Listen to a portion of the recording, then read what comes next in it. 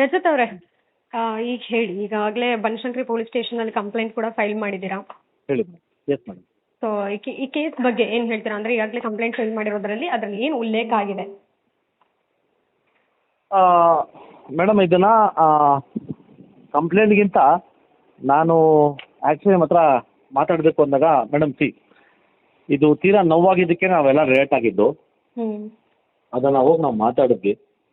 ಅದು ಕಾನೂನುಬದ್ಧವಾಗಿ ಏನು ನಡೀತದೋ ಅದು ನಡೀತಾ ಇದೆ. ಬಟ್ ಆದರೆ what this fellow is doing is not right madam. ಅದೇ ನಮ್ಮ ಒಂದು ನೇರು ನಟರು ರೋಹಿತ್ ಸರ್ ಆಗಿರಲಿ, ದರ್ಶನ್ ಸರ್ ಆಗಿರಲಿ, ವಿಜಯ್ ಸರ್ ಆಗಿರಲಿ, ಎಸ್ ಸರ್ ಆಗಿರಲಿ, ಯಾರ ಬಗ್ಗೆನೂ ಮಾತಾಡೋದು ತಪ್ಪು madam. It is not right. ಮುಖ್ಯವಾಗಿ ಆ ವಿಡಿಯೋದಲ್ಲಿ ಸಾಂಗ್ ಬಳಸಿದ್ದಾರೆ ಅನ್ನೋಂಥದ್ದಕ್ಕೆ ನೀವು ಸಿಕ್ ಮಾಡ್ಕೊಂಡಿದ್ದಲ್ವಾ ಮೇಡಮ್? 100% ಹೌದು ಮೇಡಮ್, 100% ಹೌದು ಮೇಡಮ್. ಆ ವಿಡಿಯೋ ನೋಡಿದಾಗ ನಿಮಗೆ ಓಕೆ ಅನ್ನಿಸ್ತಾ ಮೇಡಮ್ ಅದು?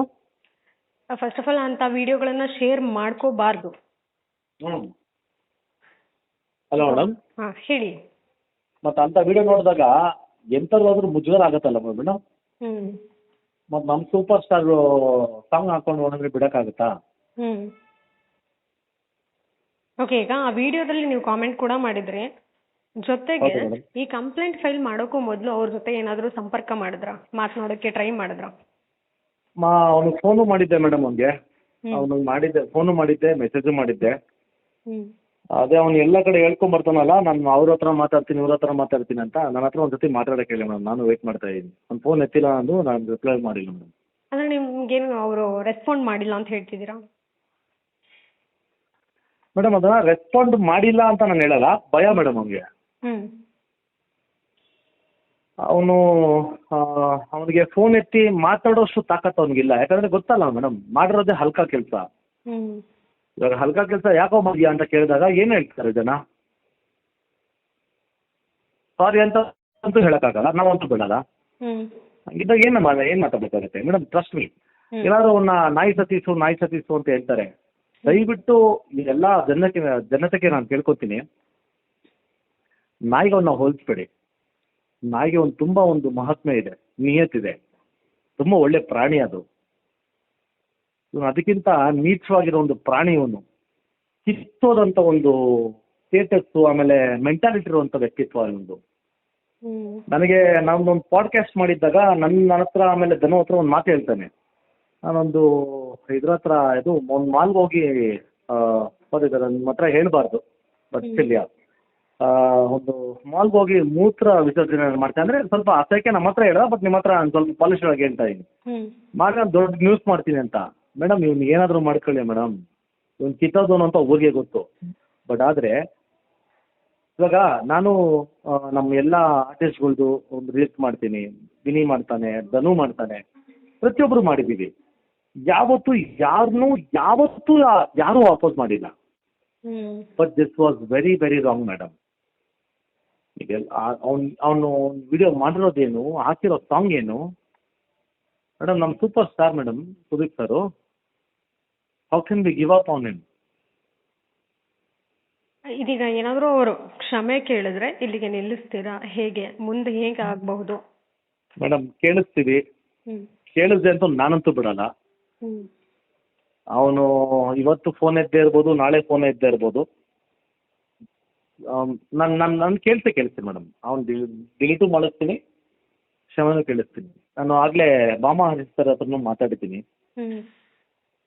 ಯಾಕಂದರೆ ಇವಾಗ ನೋಡಿ ಮೇಡಮ್, ಏನಾದರೂ ನಮಗೇನಾದರೂ ಒಂದು ಚಿಕ್ಕ ಪುಟ್ಟ ಕಲಾವಿದರಿಗೆ, ನಮ್ಮಂಥವ್ರಿಗೆ ಏನಾದರೂ ಒಂದು ತೊಂದರೆ ಆದರೆ ನಾವು ಹೋಗೋದಕ್ಕೆ ದೊಡ್ಡವ್ರ ಹತ್ರ, ಸುದೀಪ್ ಸರ್ ಆಗಿರಲಿ, ದರ್ಶನ್ ಸರ್ ಆಗಿರಲಿ, ಇಂಥವ್ರ ಹತ್ರ ನಾವು ಹೋಗಿ ಏನೋ ಸರ್ ಈ ಥರ ಆಗಿದೆ, ನನ್ನ ಕಾಪಾಡಿ ಅಂತ ಹೇಳ್ತೀವಿ. ಸರ್ ದೊಡ್ಡವ್ರ ಬಗ್ಗೆನೇ ಮಾತಾಡ್ತಾ ಇದ್ದೀರ ಅಂದರೆ ಚೇಂಬರ್ಗೆ ತಾನೇ ಹೋಗ್ಬೇಕು ನಾವು. ಸರ್ ನಾನು ಬಾಮಾ ಹರೀಶ್ ಸರ್ ಹತ್ರ ಮಾತಾಡಿದ್ದೀನಿ. ಅವ್ರಿಗೆ ಒಂದು 3-4 ದಿವಸದಲ್ಲಿ ನನಗೊಂದು ನ್ಯಾಯ ಕೊಡ್ತೀನಿ ಅಂತ ಹೇಳಿದ್ದಾರೆ. 100% ಈ ನನ್ನ ಮಗನ ಕರೆಸಿ ಕ್ಷಮೆ ಕೇಳಿಸ್ತೀವಿ ಮೇಡಮ್, ಇದಂತೂ ಗ್ಯಾರಂಟಿ. ಈಗ ನೋಡಿ, ನೀವು ರಿಯಾಲಿಟಿ ಶೋನಲ್ಲಿದ್ದವರು, ಅವರು ಕೂಡ ರಿಯಾಲಿಟಿ ಶೋನಲ್ಲಿದ್ದವರು. ಮೇಡಮ್ ದಯವಿಟ್ಟು ನನಗೂ ಅವನಿಗೂ ಹೋಲಿಸ್ಬಿಡಿ. ಒಂದು ನಿಮಿಷ ಮೇಡಮ್, ಇಲ್ಲ, ಇಲ್ಲ. ಒಂದು ನಿಮಿಷ ನಾನು ನನಗೂ ಅವನಿಗೂ ಹೋಲಿಸ್ಬಿಡಿ. ಹೋಲಿಸ್ತಾ ಇಲ್ಲ. ಇಲ್ಲ ಇಲ್ಲ ರಿಯಾಲಿಟಿ ಶೋನಲ್ಲಿ ಇದ್ದವ್ರು ಹೌದು, ಜೊತೆಗೆ ಸುದೀಪ್ ಸರ್ ಕೂಡ ನಿರೂಪಣೆ ಮಾಡಿದಂತಹ ರಿಯಾಲಿಟಿ ಶೋ ಅದು. ಅವರು ಕೂಡ ಅದೇ ಒಂದು ಶೋನಲ್ಲಿ ಇದ್ದವರು. ಇದ್ದಾಗ ಮುಖಾಮುಖಿ ಆದಾಗ ತುಂಬಾ ಚೆನ್ನಾಗಿ ಮಾತಾಡ್ತಾ ನಗ್ತಾ ಇದ್ದಂಥವ್ರು. ಇದೀಗ ಬಿಗ್ ಬಾಸ್ ಮುಗಿದಾದ್ಮೇಲೆ ಈ ರೀತಿಯ ಒಂದು ಮನಸ್ಥಿತಿ ಇರ್ಬೋದು. ಮೆಂಟಲಿ ಹೇಗೆ ಅನ್ನಿಸ್ತಾರೆ ನಿಮ್ಗೆ?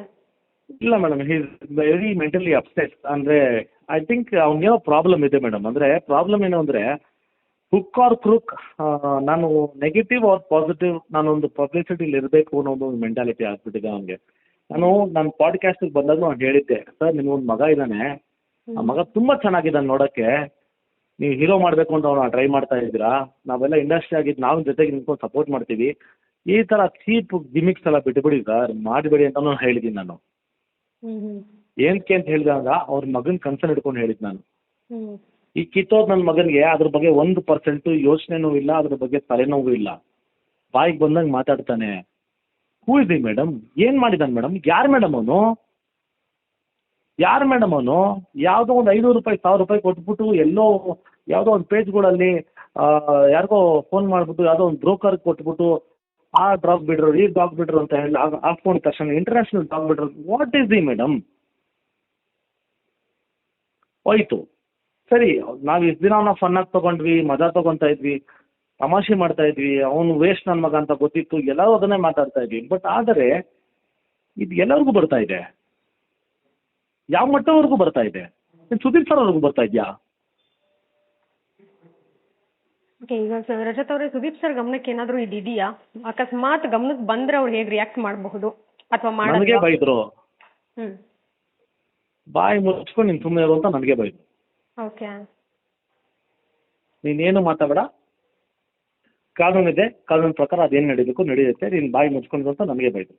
ಈಗ ನೀವು ಪೊಲೀಸ್ ಸ್ಟೇಷನ್ಗೆ ಹೋಗೋ ಮೊದಲು ಅವ್ರ ಜೊತೆ ಅದು ಮಾತಾಡಿದ್ರೆ? ಗೊತ್ತಿರಲಿಲ್ಲ. ಇಲ್ಲ, ನಾನು ಮಾತಾಡಿರಲಿಲ್ಲ. ಅದು ಪೊಲೀಸ್ ಸ್ಟೇಷನ್ಗೆ ಹೋದ್ಮೇಲೆ ಸರ್ ಗೊತ್ತಾಯ್ತು.